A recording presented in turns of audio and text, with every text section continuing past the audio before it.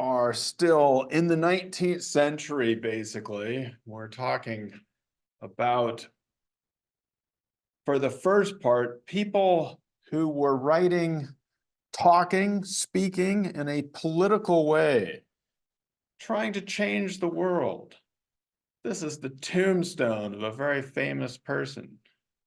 On it is one of the things he said. The philosophers have only interpreted the world in various ways. The point, however, is to change it. Tombstone of Karl Marx, actually. This was a quote from the young Karl Marx. And it is kind of interesting that even back in this time, people were saying he thought the world had already been interpreted by the philosophers and he was out there to change it. So like I said, the writings that we've been reading, and today a speech, were not meant to interpret necessarily the world. They were meant to do something in it, to make a difference, to make things change.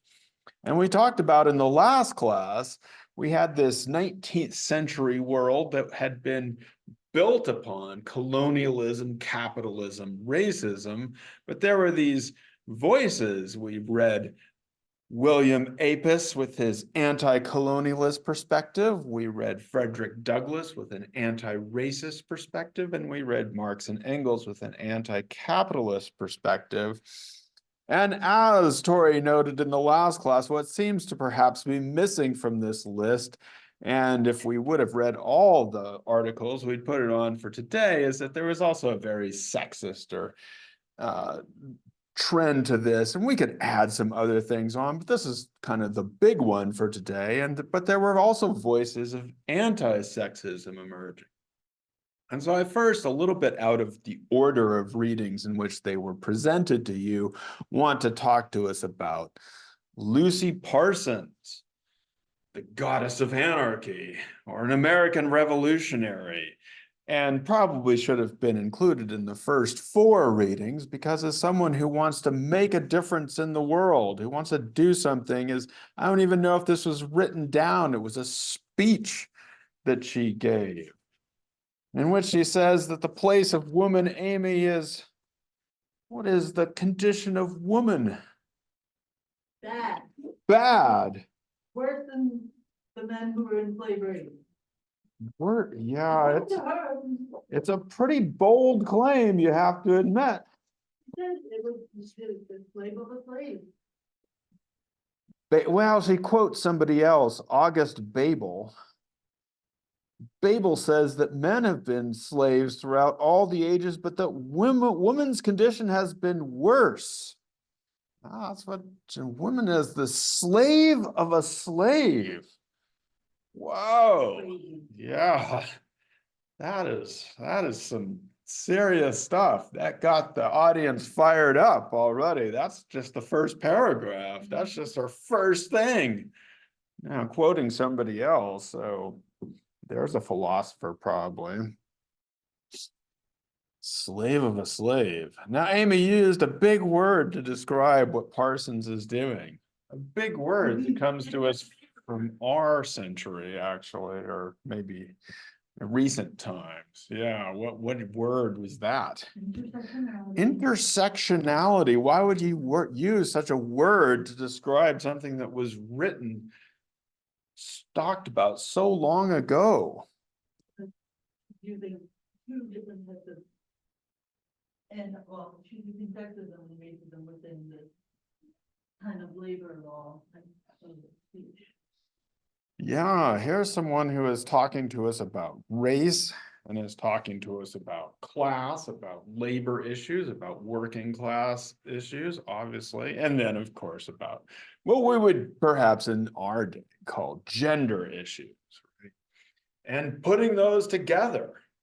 And it is pretty exciting, or it's pretty amazing that this comes to us from 1905. Right? I mean, the term intersectionality perhaps is only in today's world being recognized as something that we should do, but here we have it coming to us a very intersectional perspective from 1905. the book itself. The Chicago police is more dangerous than 1,000 rioters. That is on page 8 of our book. So it is cited in there that she was that. And I guess I would say that, yeah, if you look at her writings and her talkings over the time, she does seem to, in certain instances, advocate for, at least in defense of the people, advocate for some kind of violence, agitate, more dangerous agitator than 1,000 rioters. In this particular speech, however, what does she want people to do? Amy, what's her goal here? Does she want them to throw bombs? No, No. she doesn't even want them to strike. Well, she does want them to strike, but in a different way. She says her method is the general strike. She doesn't want just one, she's worried that if, like happens today, if one group goes on strike, then they just end up sad and they might not win.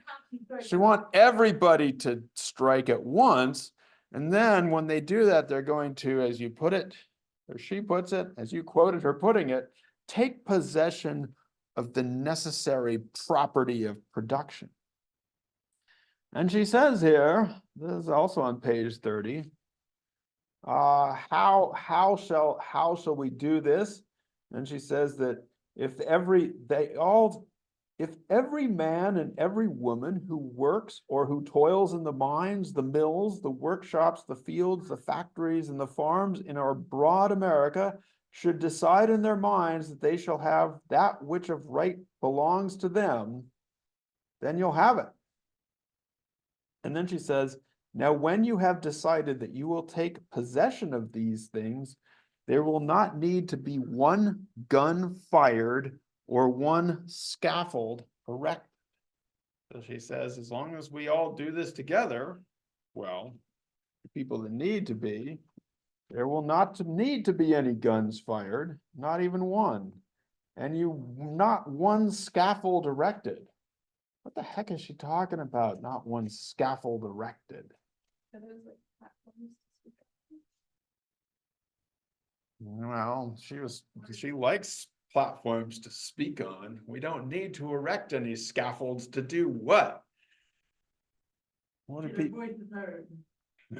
No, what were people erecting scaffolds for, famously? Huh?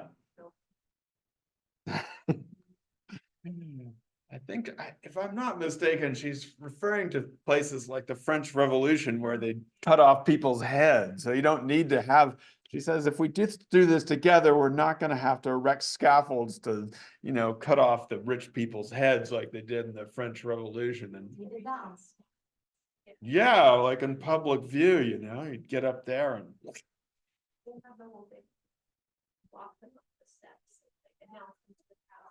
Yeah. It was like a stage with a guillotine. I don't know. It was like the scaffolds can be like 20 feet up in the air. Yeah. But they used it for a good number of. Or maybe she means to hang people from, I don't know. Anyway, I think she's referring to violence that happens on scaffolds or pushing people off of scaffolds, favorite method. Anyway, her point is you don't need to do that. If you go on strike together, so I don't know. At various points, perhaps. I'm not an expert on Parsons, but probably she did say things that were more incendiary. But at least in this piece, she says we can do this we don't need a gun. We don't need scaffolds. Not crazy. She's a little bit crazy. But Abby, didn't you not say that we should all be more like her? Yeah. And what, are you changing your mind now? I don't think we should do what she did to her children. But some of the Stop stuff looking at her personal life. Look at her professional life. it's right person. Well, we didn't read about that in here, so I'm gonna, yes, nobody said raise your children like Lucy Parsons did. No, nobody did. Did I say that? I've never said that. Not parenting advice. she said, like, when someone was like, oh, give the beggars, bread with arsenic on it. Like, give the beggars knives to stab people on the streets and rip them from their palace stuff. Sounds great to me. I don't know. Well, I think if I read that quote correctly, she said that it would be the beggar who was on the steps of the rich person coming out, not just random people on the streets. Got to get the rich people.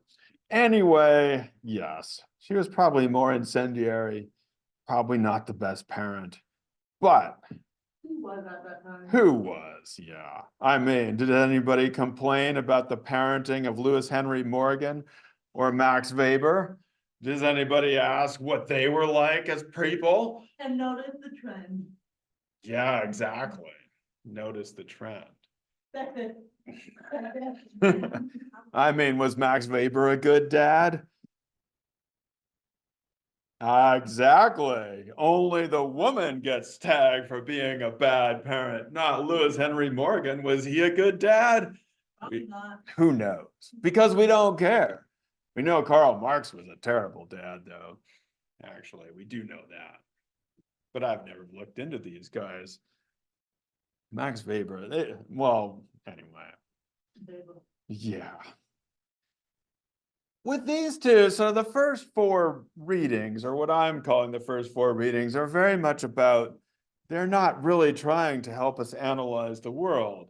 And to a certain extent, sure, to recognize things in the world, but they really are trying to politicize, to change it. With these two authors, what does unite them is they are more like what we know of as social scientists or anthropologists. And so Weber is seen as someone who is a founding figure in both anthropology and sociology and other disciplines. And they are trying to, in their world, they are doing they are read for people who try to explain the world, who are trying to categorize things, and they are not being overtly political.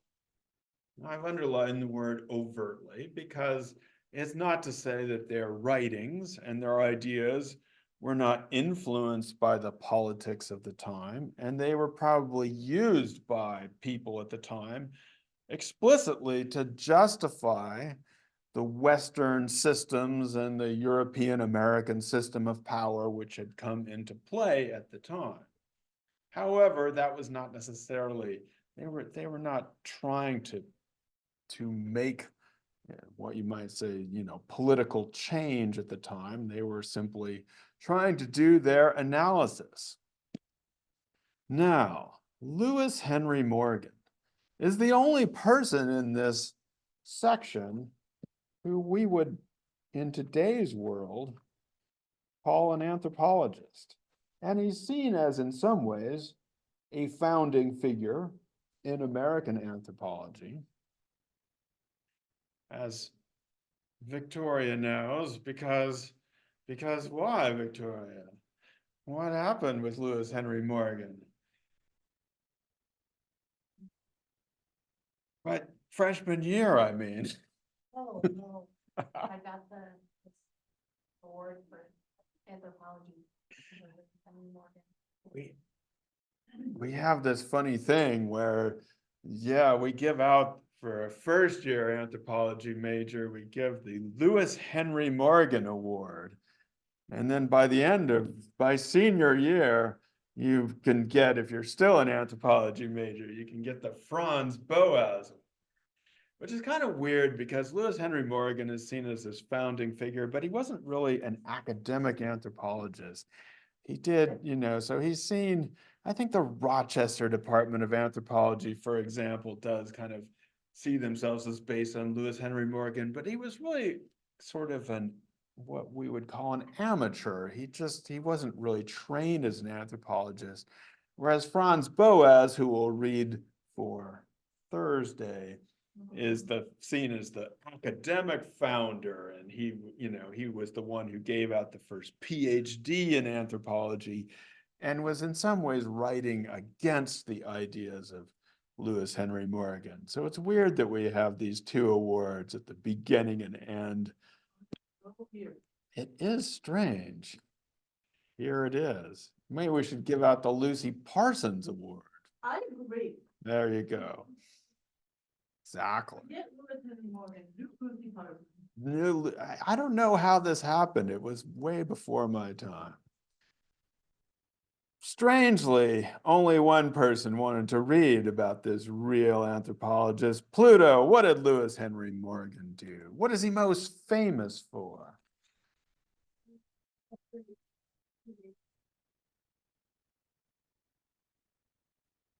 Stages and groups, the ethnical periods. He did a lot of things, and his studies, I mean, you know, one of the problems of this, of reading just short excerpts from each of these people, is you don't get a sense of their full contribution. He wrote really some interesting stuff, really interesting stuff about the Iroquois. He also, one of the books he wrote was about the American beaver, which was actually super interesting material. But he is perhaps one of his most famous ideas is that people start out in a stage of savagery, and that's what this article is about. And then if they're going along, they enter into a stage of barbarism, and then they finally reach the stage of civilization. And so he said that these were the ethnical periods, in the sense that as you progressed, as you went along, you would progress and go up and up and up, or further and further, and pass from savagery to barbarism to civilization. And so he doesn't use this word exactly, but he is associated with what most people call unilineal or unilinear evolutionism. Sometimes it is called unilineal cultural evolutionism or unilineal social evolutionism. But it's basically the idea unilineal means one line, that everyone is on the same line, that they are going through these stages, and that we all went through them and we all have to go through them. And that's the way things go. And just like evolution is on a single line, or so they believed, that's what we can do. His claim here is that by looking at certain attributes, especially the technological or the material culture attributes, he also talks about religion, language, the family organization. So he is also very interested here, you might notice, in kinship, ideas about kinship. And the idea was you could set up your museum and you could group different societies according to these stages, and that it would be pretty easy to see these different stages as long as you knew what you were looking for. He also makes the claim later on in the article that both savagery and barbarism could be divided naturally into three sub-periods, which were older, middle, later, or lower, middle, upper. So you'd have lower savagery, middle savagery, upper savagery, lower barbarism, middle barbarism, upper barbarism. Again, the claim is that these would be naturally divided, and you could organize your museum exhibit and put all the upper savagery people together, distinguish them from the lower barbarism. Now, I want to emphasize here that this claim was a completely goofy way to organize things. Nothing, in fact, could be further from the truth, in the sense that many peoples across the continents would combine various characteristics of what he thought would naturally divide into these periods, and they would go back and forth between these characteristics. So you wouldn't have them show up, they'd show up differently in different societies.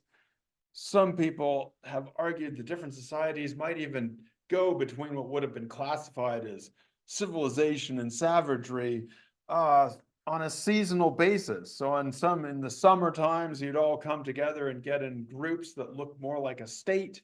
And in other times you'd disperse and look more like a hunting band. So this idea that this would all divide naturally into lower, middle, and upper categories within each. People spent a lot of time trying to do this, and it really was not a very good categorization system. Now, again, Lewis Henry Morgan is associated with probably some of the worst ideas, we might say, about unilineal evolutionism, ideas that have been thoroughly discredited today, although they remain embedded in people's minds. Should we still be giving this award to people? The Lewis Henry Morgan Award. Can we actually defend this? No, I guess I'll slightly defend him for a little bit, which is that unlike other people who basically were claiming that, that the Europeans had been born civilized, Morgan at least said, well, we Europeans, or we European Americans, we were once savages too. And so what he's saying is everybody had to go through the same stages. So, at least he's not saying that some people are kind of naturally superior to others. The other thing that I guess would be in his defense is that at least people weren't sort of locked into that stage. You could keep going and progress. You weren't necessarily locked in for all time into the stage of savagery or barbarism. And he is very specific in this section. He says, the operations of the mental principle have been uniform in virtue of the specific identity of the brain of all the races of mankind. So at a time, as we'll read about soon, in which many of the schemes of social evolution and evolution were being based on what was called, or what is now called, scientific racism, he was saying that these stages were not based on race. They were not, that the mental principles were all the same across human groups, across human races. And so at the very least, we can say, well, he wasn't basing his classification scheme, which many people were at the time, on biological or physical race. Still, I guess I will say, is that it is still an idea that people ascend or from savagery to barbarism to civilization. It is still an idea that justifies the inequalities that were existing in the world, that does put people into these boxes.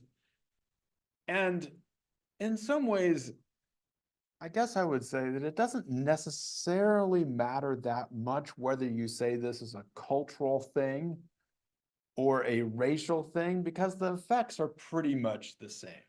It's still a pretty racist idea to be locking people into these, or not exactly locking people, but to be describing people as, and categorizing whole groups as being in a stage of middle savagery or upper barbarism is not the best. At the time, I guess a lot of people did believe that it was only in the West, it was only in the European and the European American derived places that this kind of civilization existed. Yeah. I'm interested, like, what really is the difference between this and saying like first world, second world, third world? Isn't it kind of similar in this sense then? Yeah, I mean, these, like I said, these schemes kind of persist today, right? The idea that everybody's at a different, at these stages. I mean, when the first and world, second world, third world thing came out, that was when it was originally came out. The first world was supposed to be the capitalist world, and the second world was supposed to be the communist world. And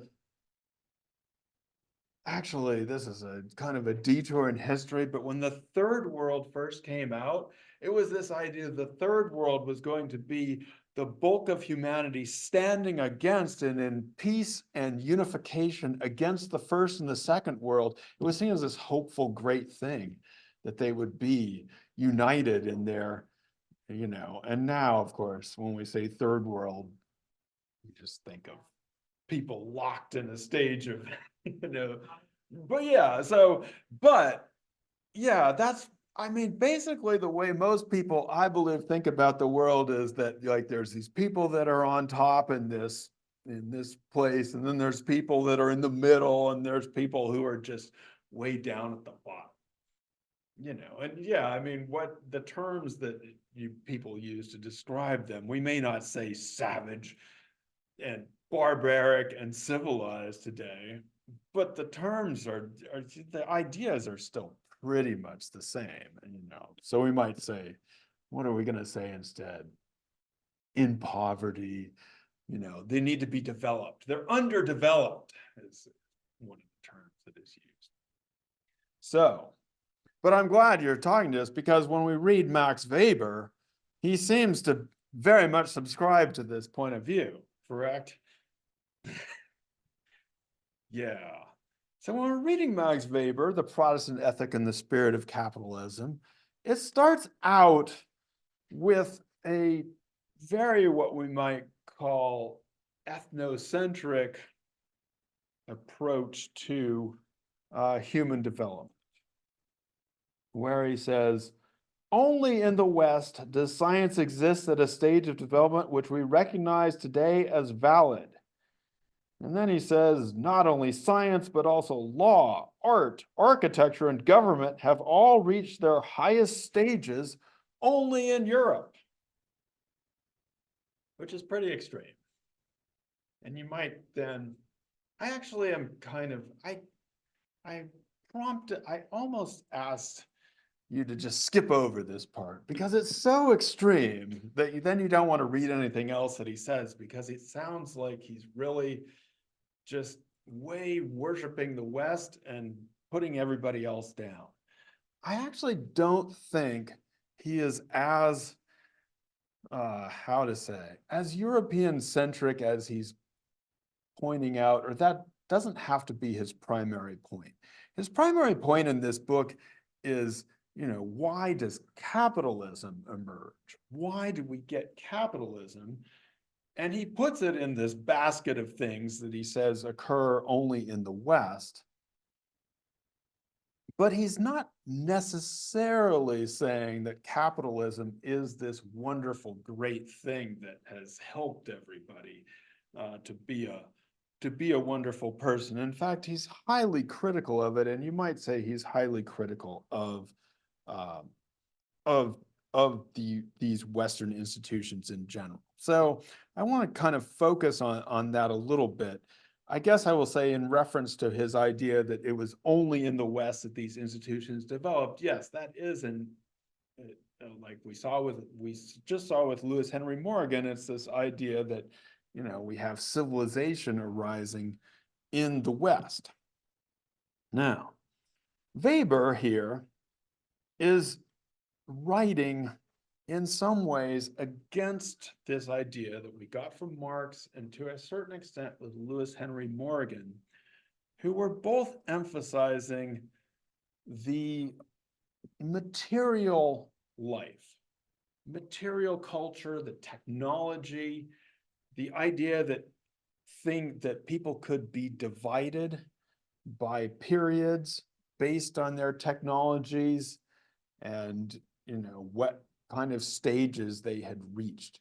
So he's arguing against that. And by the way, I'll just note that Marx and Engels actually used Lewis Henry Morgan a lot for their own ideas and their writings, but they would just say that simply we had to go beyond capitalism to get to the next stage of life. But they very much absorbed the Lewis Henry Morgan idea of the stages of life. That's probably why, as we talked about in the last class, they talked about the idea of rural idiocy, that, you know, people in the countryside were locked into being stupid peasants.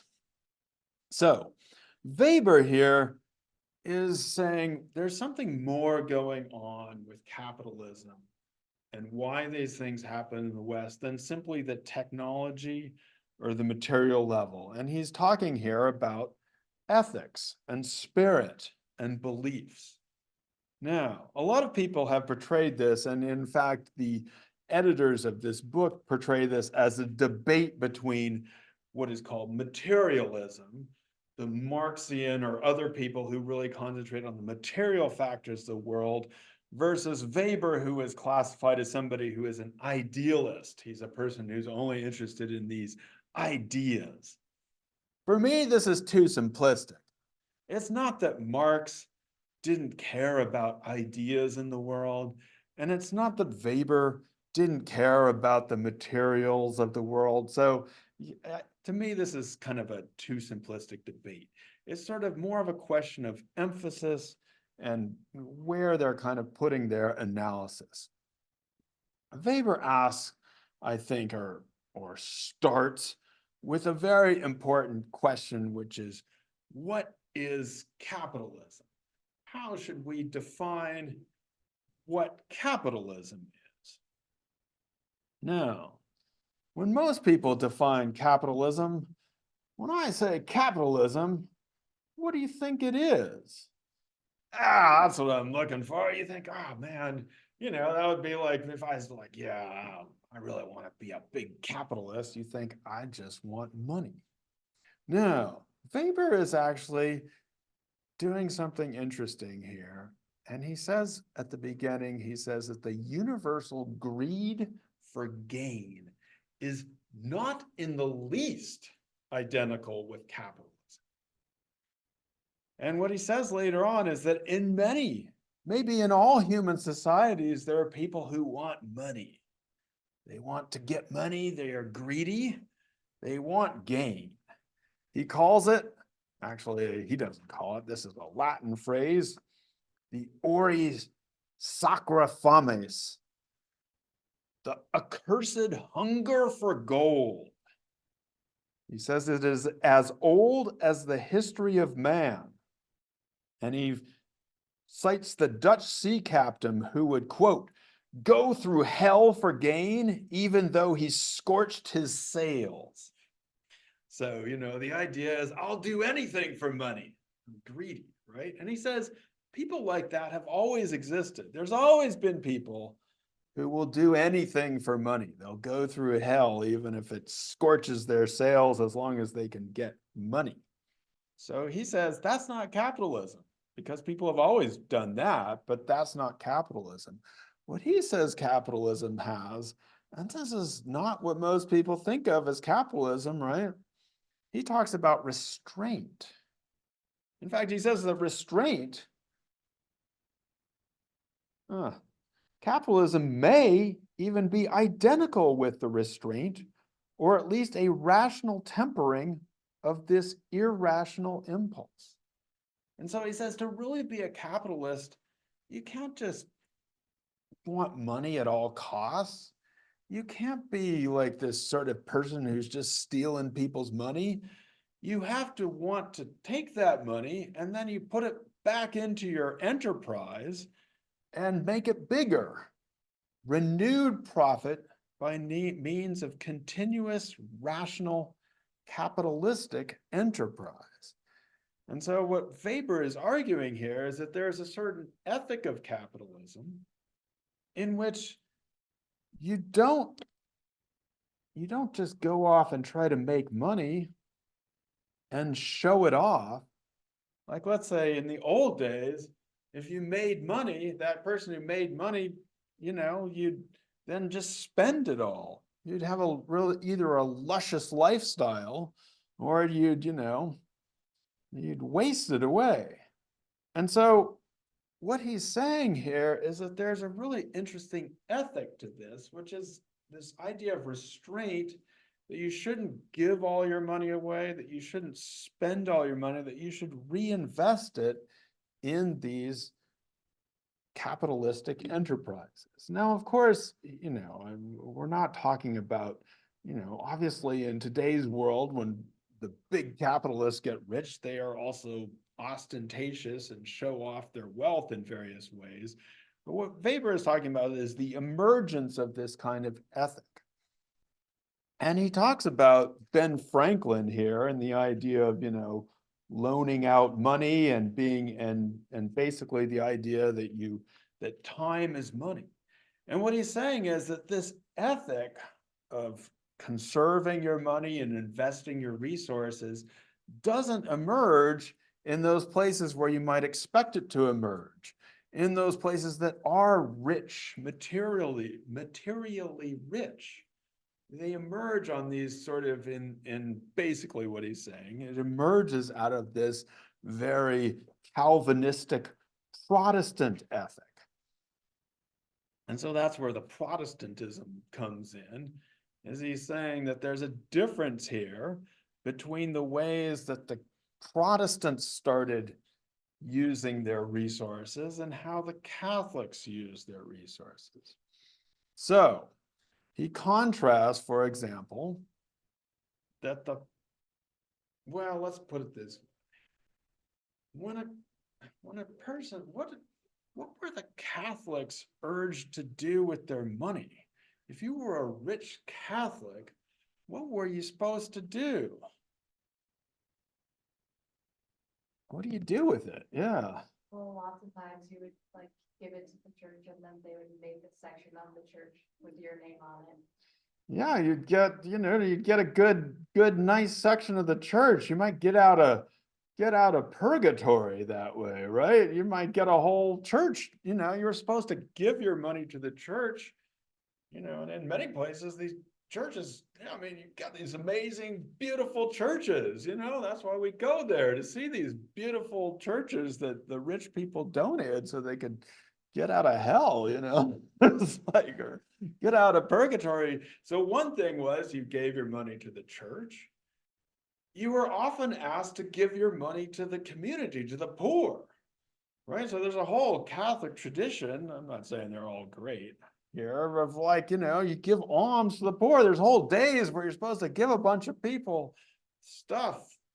Hey, the whole, aren't we? We're almost in, are we in Mardi Gras? What kind of that day where the rich are giving stuff away to the poor?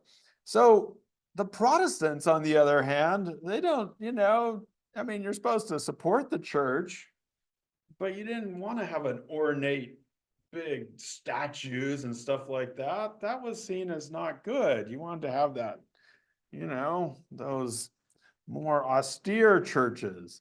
And you were supposed to reinvest your stuff in the community. So there was this idea that they would invest quite differently. And unfortunately, they don't use this section, but he talks here briefly about, he says, as every employer knows, the lack of conscienciosita of the laborers of such countries, for instance, Italy as compared with Germany. So he's talking about the ways, especially in this section, the ways in which agricultural laborers would respond to wages and wage incentives. And he says that there's a difference between the ways that Protestants responded to wage incentives and the ways that Catholics or pre-capitalists responded to them. Now, I don't want, I'm not trying to insult anybody's religious beliefs, but this was it was an interesting idea. He said that, so let's say that you were an agricultural worker. You're working for somebody and you're working for 5 days a week. I'm trying to, let's see. Let me give you an example. Does anybody have an agricultural job here? Has anybody ever worked on a farm? Okay, what did you do? Tell me about it. I milked the cows. You milked the cows. That's all I was allowed to do. That's all you were allowed to do. Were you paid? How were you paid? Huh? Unpaid labor. Unpaid milking cows? Right, I don't know if that counts. You weren't paid in milk? No. Just had to do it. Clean the stalls and fed the cows. Cleaned the stalls and fed the cows. Unpaid? How much did you get?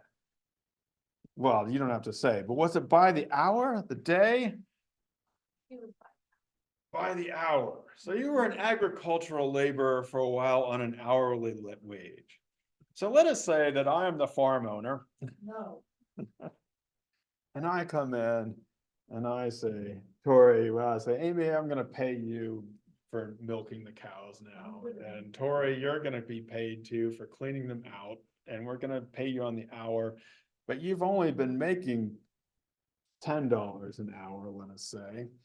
And I say, you know what I want to do? You know, I want this place especially clean, and I want these cows especially milked. I'm going to raise your wages to $15 an hour.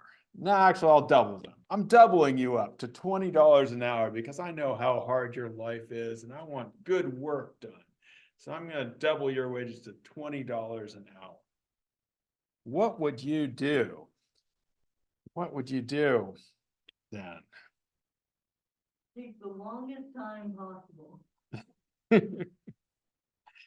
Yeah, I mean, well, anyway, what Weber says happens is that, let's say if you did this with Catholic laborers or pre-capitalist laborers, that they would just cut back on the time they worked.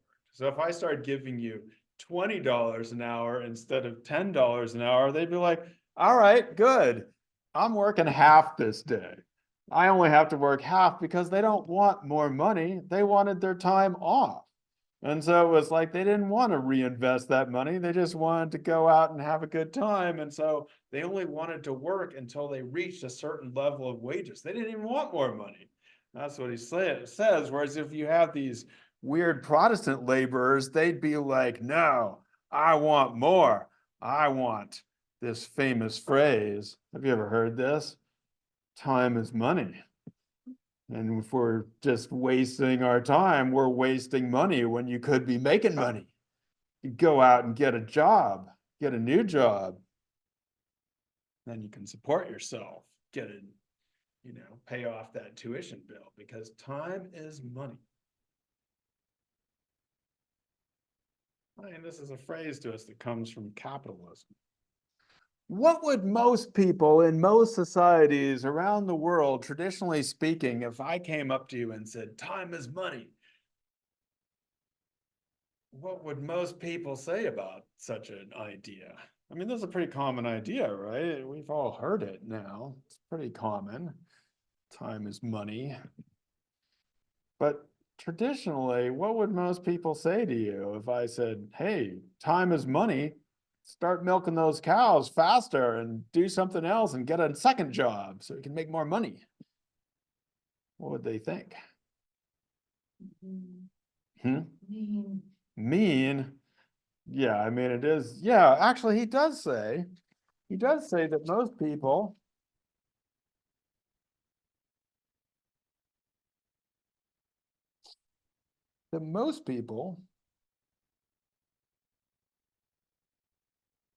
a state of mind such as that expressed in the passages we have quoted from Benjamin Franklin, and which called forth the applause of a whole people. Time is money, yay!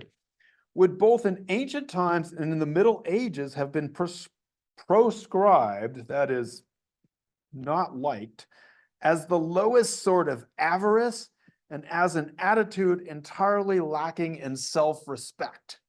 So he's saying this idea that you just have to work all the time would be seen as the lowest sort of greed or avarice, and as somebody who was entirely lacking in self-respect, just a bad person.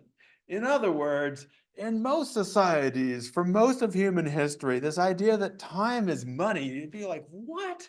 What are you talking about? That's the stupidest way to think about it. Time is great, and we should just make enough so that we can enjoy ourselves. That's life. Yes. I feel like it is a lot of like billion-dollar corporations that are like, that is money, like get to work, get back to work. And Get back to everyone's just work, like, "You're people." so, like, you're greedy, like, you have billions and billions of dollars and you're gonna treat your employees like that. Yeah, I just read today that Paramount, they had a record number of people watching the Super Bowl. It should be record for them, and they laid off a bunch of people because it's like, don't need them anymore. So, I mean, and unfortunately, Seth is not here to explain his video, but the idea that capitalism is simply this expression of human nature, right? We've heard this before. That, oh yeah, people are naturally greedy, so capitalism is the best way to express that. It's like, again, this is not necessarily something that people would in general, and as you point out, even in today's world, this is not something that is seen as like a value that we really should have. Yeah. I think at some point in the reading, it did mention something about like exploitation of resources and things, where it's like, if you can make the money, then like exploit the resources and do it the best way and take what you need. It was very, yeah. Yeah, and again, that's why in some ways I think that, if you only read the first part of this Weber thing where he's going off and like, oh, Europe, blah, blah, blah. I mean, he's not, by the end, you're like, whoa, I don't know if I like this capitalism thing. It's, and especially now, I think with this sort of, the environmental idea also is like, are we really trying to turn everything into money? Yeah. The other thing I will say about Weber is the idea that, that the Asian countries couldn't make money, or that the Catholic countries didn't know anything about making money. This is the 2024 GDP figures. And as you see, we're still #1. There we are. But there's an Asian economy, China, a supposedly communist economy, who's going to be, some say is going to be #1 pretty soon. Japan, India, there's Italy, there's that Catholic countries there too. So I guess in some ways, Weber's idea that he's been upended by the facts that capitalism is quite adaptable in different places, not just in Europe or the West or the Protestants. That's been pretty challenged. Anyway, pretty interesting, I think, ideas still have relevance.